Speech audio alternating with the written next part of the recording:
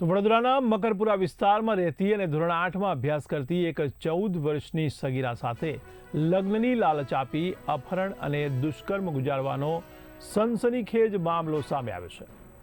ભણતરના ભાર અને કંટાળાના લીધે ઘર છોડીને નીકળેલી આ કિશોરીને મદદના બહાને મળેલો નરાધમ તેને અરવલ્લી લઈ ગયો હતો, જ્યાં તેની સાથે શારીરિક અત્યાચાર ગુજારવામાં આવ્યો હતો.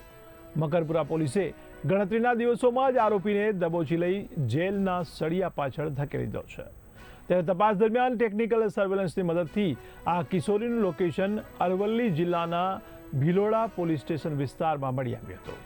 કિશોરીની પ્રાથમિક પૂછપરછમાં ચોંકાવનારો ખુલાસો થયો હતો કે ઘર છોડ્યા બાદ તેની મુલાકાત મયુર કટારા સાથે થઈ હતી. મયુર કટારાએ કિશોરીને લગ્નની લાલચ આપી ફોસલાવી હતી અને તેને ટ્રકમાં બેસાડીને શામળાજી લઈ ગયો હતો, જ્યાં તેની સાથે દુષ્કર્મ ગુજારવામાં આવ્યું હતું.